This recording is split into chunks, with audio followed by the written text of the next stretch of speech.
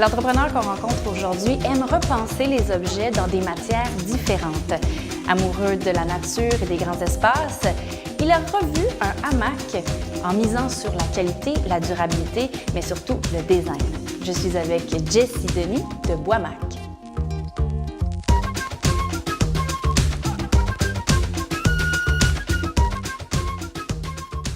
Jessie, merci d'être avec nous à Éco-entrepreneur. Et nous, ce qu'on aime faire, c'est de savoir l'histoire de nos invités.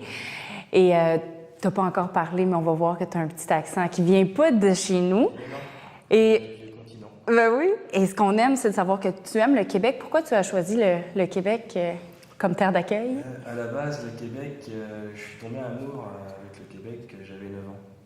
J'ai vu un reportage à la télévision sur... ça fait très cliché, mais c'était ça pareil. C'était sur un trappeur qui vivait dans les bois. Puis moi, je suis un amoureux de la nature, un amoureux des animaux, des grands espaces. Puis je me suis dit un jour, j'irai vivre là-bas parce que c'est vraiment magnifique. Et puis, le temps a passé. Et puis, à 25 ans, j'ai pris mes valises et puis j'ai emmené ma blonde. On s'est installé au Québec. Et tu es venu ici et comme tu aimais la nature, tu aimais le bois, est-ce que c'est ça qui t'a inspiré à créer ton entreprise basée sur le bois? Pas vraiment, non. Ce qui m'a forcé à faire en fait les hamacs à la base, c'est quand même la nature puisque c'est les écureuils. Ah, OK. C'est à cause des écureuils que j'ai créé Boismac. Ou plutôt grâce aux écureuils maintenant, je devrais dire. Je me faisais manger des hamacs assez fréquemment dans mon jardin. Et puis après en avoir perdu 3, je me suis dit ok, c'est assez, là, il va falloir que je trouve une solution. Puis je trouvais rien dans le commerce qui était capable de répondre à mon besoin, donc je me suis dit je vais l'inventer moi-même. Et à la base, je me suis dit je vais faire un hamac en bois, ce qui était complètement fou. Parce qu'il n'y en avait pas sur le marché. J'ai pas fait de recherche en fait parce que le produit à la base devait rester pour moi, c'était vraiment pour répondre à mon besoin. Pour le plaisir. Je pensais pas du tout le commercialiser par après. Puis quand j'ai fait mon prototype, finalement, je me suis rendu compte que les gens, il y avait des belles réactions par rapport à ça. Puis il y a des gens qui m'ont dit mais tu devrais le commercialiser, ça marcherait, tout ça. Donc j'ai commencé à améliorer tranquillement les choses pour rendre mon produit beaucoup plus confortable, plus beau aussi. Tu sais, j'ai travaillé plus sur le design, tout ça. Et puis aujourd'hui, c'est ça, j'en suis là. On est au résultat final, le plus beau que tu aies jamais arrivé. Mais tu n'as pas de formation en ébénisterie. Non. Comment tu as réussi à créer quelque chose qui est quand même assez complexe, il y a plusieurs pièces? Ça a été 1 an et demi de travail, d'essai-erreur, En plus, je travaille dans une toute petite pièce où je ne peux pas me tenir debout parce que le plafond est trop bas, j'ai pas d'éclairage naturel. En tout cas, en partant, là, j'avais pas mal d'obstacles, mais ça m'a pas empêché. Et puis, je faisais ça pas à temps plein, mais à temps perdu.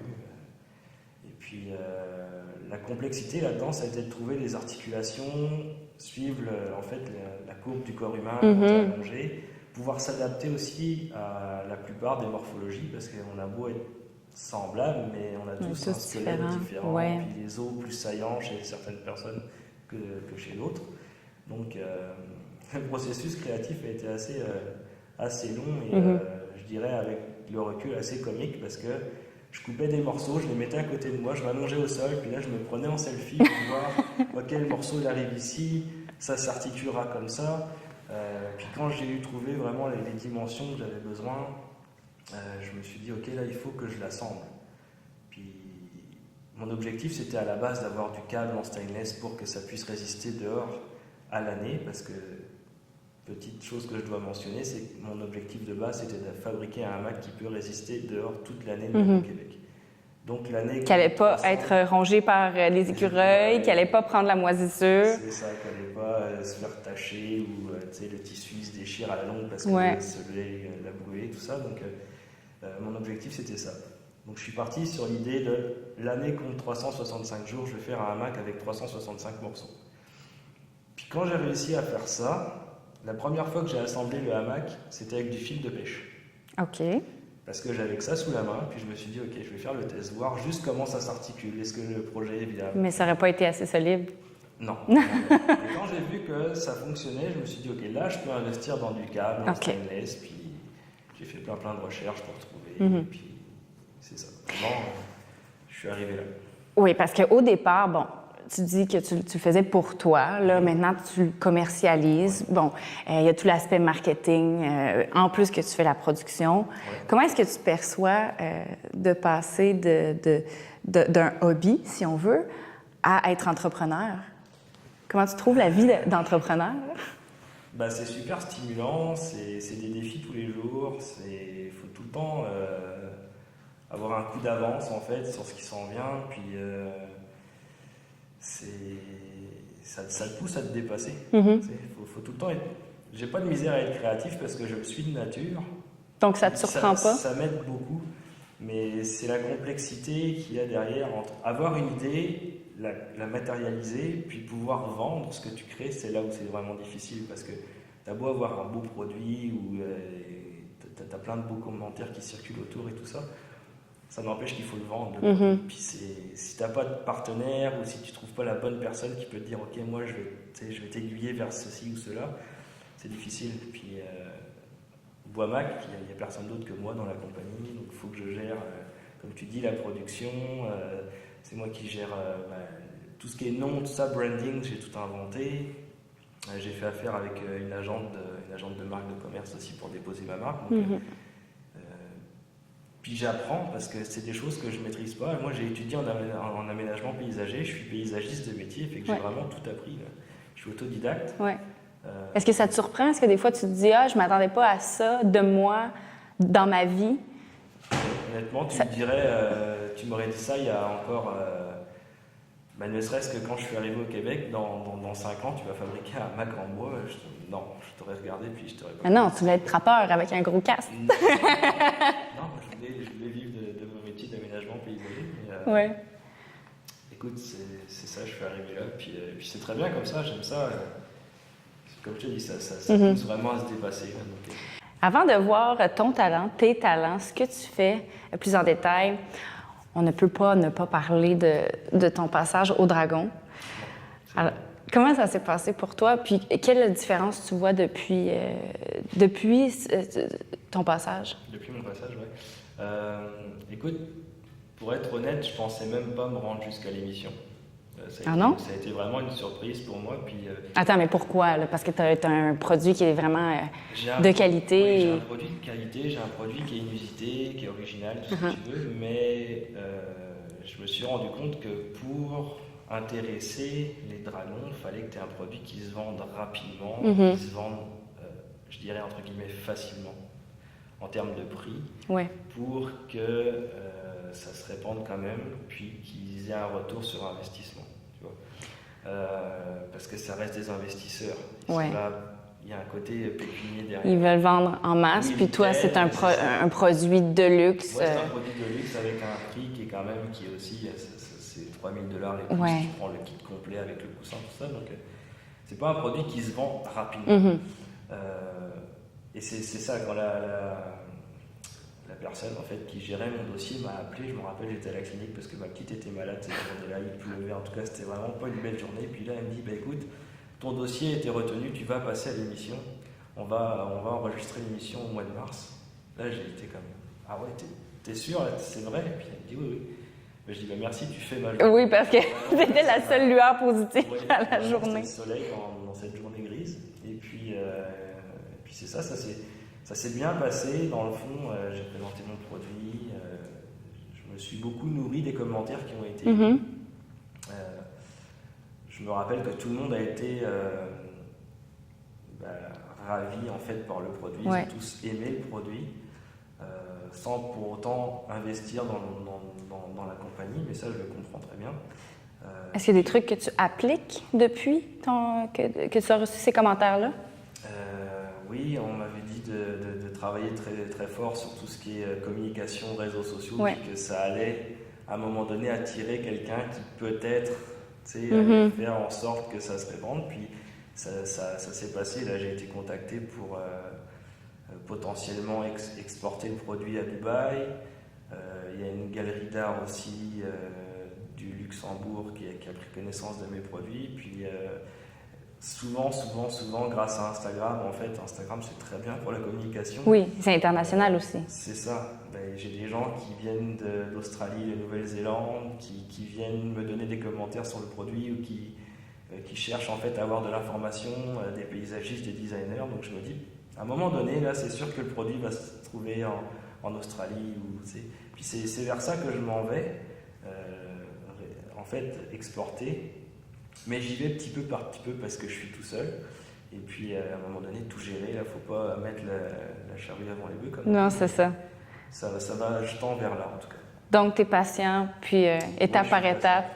Dans ce que je fais, il faut être patient. Ouais. Ben oui, parce qu'on va aller découvrir comment tu les conçois, les hamacs, et peut-être d'autres produits dérivés aussi que tu nous réserves. Oui, on va aller voir ça.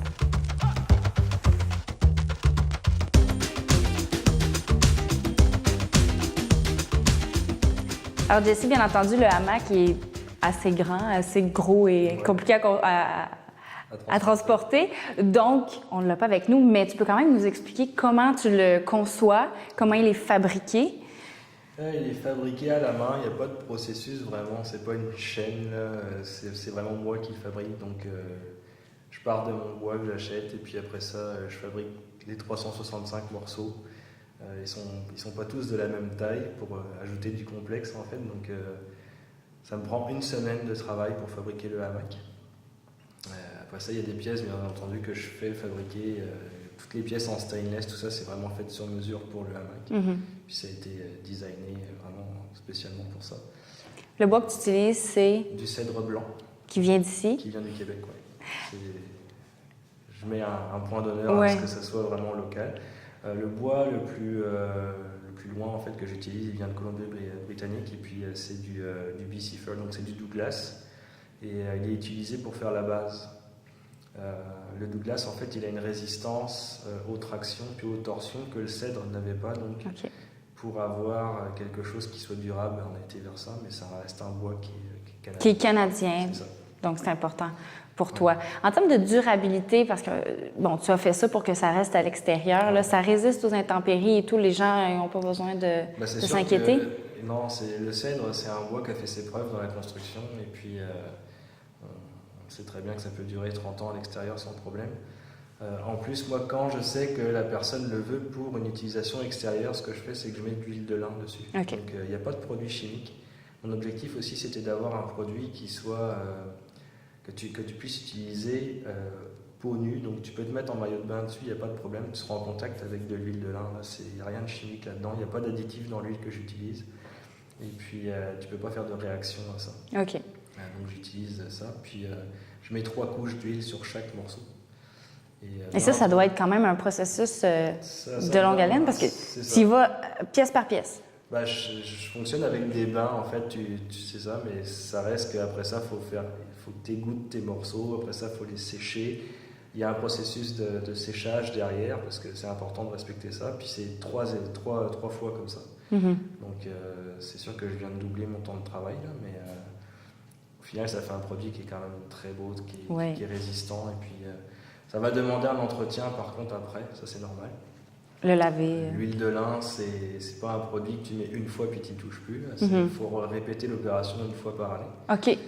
Mais ça se fait quand même relativement. Donc les gens doivent le huiler. Ouais. Ça apporte aussi une touche de poésie, si je peux dire, dans tes confections, parce que 365 morceaux sont utilisés dans ton hamac, puis il y a une raison spécifique. Oui. Donc c'était parce que je voulais que le hamac reste dehors toute l'année. D'ailleurs, l'année dernière, c'était une année bissextile, donc il me manquait un morceau. 366. 366 morceaux. Donc le 366e morceau, c'est ce petit morceau-là qui a une fonction, c'était un décapsuleur. OK. À chaque fois qu'on sera dans une année bissextile, je donne en fait un décapsuleur en plus du hamac. C'est important pour toi d'avoir toujours une espèce de raison d'être à tes produits. Par exemple, tu as fait une collaboration pour un salon de design, puis tu as créé un truc pour un enfant. Il y avait un nombre de pièces spécifiques qui représentaient le nombre de jours de gestation d'un enfant. C'est approximatif parce qu'une grossesse ne dure jamais vraiment 9 mois, mais Oui, mon objectif, c'était de faire un hamac pour enfants à partir de résidus de bois d'une entreprise, Le Monde de Jérémy. Eux, ils fabriquent des lits pour enfants. Ils sont magnifiques. Puis j'ai réutilisé en fait ces résidus pour créer le hamac pour enfants. Et oui, je suis parti sur le fait que j'allais avoir 289 morceaux. Donc ça correspond plus ou moins en fait. Mais tu ne crées pas des bâtons dans les roues là, à ce moment-là de Oui, dire. mais j'aime ça, c'est des défis. Ouais. Moi, mon objectif, c'est ça, c'est d'avoir un défi en partant, puis de me dire, ok, est-ce que je suis capable de le faire? J'ai une ligne de conduite, moi, c'est quand il n'y a pas de défi, il n'y a pas de fun. Ah. J'aime ça, les défis. Je vois pas ça comme un problème, je vois vraiment ça comme quelque chose, un challenge. Tu sais, ça te pousse à être créatif, à trouver des façons d'y arriver. Puis si tu y arrives, là, c'est vraiment valorisant. Tu sais. Et du fun, tu en as parce que tu as créé d'autres produits ici qu'on a avec nous, des produits dérivés. Je suis sûre que tout le monde a remarqué ma magnifique cravate. Ouais. Parle-nous un peu avant d'y aller plus en profondeur, là, de l'inspiration humoristique que tu as dans tous tes projets, dans tes créations. En fait, mon processus créatif, c'est prendre un produit qui existe, transformer sa matière et lui donner une autre fonction. Donc, comme par exemple le hamac, généralement un hamac est en tissu, en corde. Moi, je l'ai transformé, je l'ai mis en bois et en métal. Et je lui ai donné la fonction de calendrier. Mais c'est pas quelque chose qui se voit au premier abord. Si tu ne le sais pas, ça se voit pas. Tu vois. Pour la cravate, ça c'est le résultat d'une nuit blanche. Là, je me disais, tiens, il faut que je trouve un autre produit à faire. Et puis, les cravates en bois existaient déjà. C'est pas moi du tout qui les ai inventées. Par contre, moi, ce que j'ai apporté, c'est le décapsuleur que tu as au dos. Ici, voilà. Le voir. Donc c'est un décapsuleur qui est aimanté. Donc ça te permet en fait d'ouvrir ta boisson. Et la capsule reste collée là au lieu de tomber par terre. Donc c'est vraiment l'effet de surprise, l'effet wow. Et suite à ça, je me suis dit, je vais faire un nœud papillon qui décapsule aussi. Donc, il est aimanté. Il est aimanté, c'est ça. C'est super pratique pour les barman. Puis, on va tester ça. Ben ouais. On le teste. Tiens. Puis ce qui est vraiment... Bon, c'est ma première fois, mais j'espère que je vais l'avoir. J'avais peur de casser la cravate, mais non, tout va bien. Elle est solide. Bon, on en a partout, c'est ça les joies. Ben, regarde. Mais c'est ça, toi, c'est particulier parce que tu Moi, je récupère le bouchon et je deviens l'ambassadeur de la boisson que je consomme. Ah! Hey, santé! Sinon, on a d'autres décapsuleurs ici. Oui, ça, c'est le décapsuleur pour donc le 366e morceau du hamac. Oui. Mais bien entendu, même quand il n'y a pas les années bissextile, on peut se le procurer quand même. Et la petite pièce devant, c'est juste un aimant que tu colles sur ton frigo, puis tu penses à Boimac. Si les gens veulent s'en procurer un, veulent avoir plus d'informations sur tes produits, où est-ce qu'ils se rendent? Alors, il y a le www.boimac.com, donc qui est mon site internet. J'ai aussi une page Facebook, un compte Instagram, Boimac, B-W-A-M-A-K, qui veut dire bois en créole et hamac en créole. En fait, Boimac, c'est un condensé de bois et hamac dans un seul mot. Mais c'était pas voulu, hein? C'était pas voulu. Je l'ai appris à mes dépens. Oui, en fait. Un beau hasard. Ouais, c'est un beau hasard, mais écoute, ça fait juste un tout. Et puis, mes produits sont aussi en vente à la boutique Signé Local au quartier 10-30. Et puis, sur certains événements, on va avoir un marché de Noël quartier 10-30 aussi avec Signé Local. Donc, voilà, c'est un rendez-vous, Jessie. Merci beaucoup d'avoir été là. Ça me fait plaisir. Et merci à vous. On se retrouve la semaine prochaine. On rencontre d'autres créateurs comme Jessie à Éco-Entrepreneur.